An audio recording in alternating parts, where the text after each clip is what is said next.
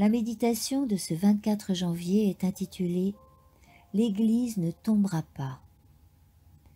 Sur cette pierre, je bâtirai mon Église, et les portes du séjour des morts ne prévaudront point contre elle. Matthieu 16, 18. Ceux qui gardent les commandements de Dieu et la foi de Jésus auront à souffrir de la colère du dragon et de son armée. Satan considère les habitants du monde entier comme ses sujets. Il domine les églises apostates. Mais voici un petit groupe de personnes qui lui résistent.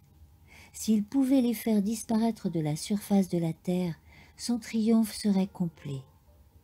De même qu'il poussa les nations païennes à détruire Israël, dans un proche avenir, il incitera la puissance maligne de la terre à exterminer le peuple de Dieu. Leur unique espérance de ce peuple repose sur la miséricorde de Dieu. Leur unique défense réside dans la prière. Les incidents angoissants qu'expérimenta le peuple de Dieu au temps d'Esther ne sont pas le monopole de son époque. Le voyant, parcourant les âges du regard jusqu'à la fin des temps, déclara « Et le dragon fut irrité contre la femme, et il s'en alla faire la guerre au reste de sa postérité, à ceux qui gardent les commandements de Dieu et qui ont le témoignage de Jésus. » Apocalypse 12, 17. Certains de ceux qui vivent actuellement sur la terre verront l'accomplissement de ces paroles.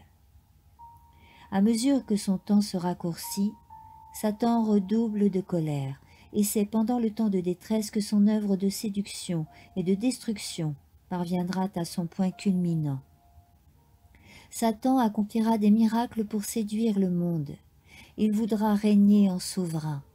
L'Église semblera peut-être sur le point de tomber, mais elle ne tombera pas. Elle subsistera. Après que les pécheurs de Sion auront été éliminés, la balle enfin séparée du précieux grain. Ce sera une épreuve dure, mais nécessaire. Seuls ceux qui auront vaincu par le sang de l'agneau et par la parole de leur témoignage se trouveront parmi les fidèles exempts de toute souillure, dans la bouche desquels il ne s'est trouvé aucun mensonge. Il nous faut nous dépouiller de notre propre justice et nous vêtir de la justice du Christ. Dieu déclare que même les mères peuvent oublier leurs enfants, mais je ne t'oublierai pas. Dieu pense à ses enfants avec la plus tendre sollicitude et il garde un registre pour ne jamais oublier les enfants qui sont sous son soin. Amen.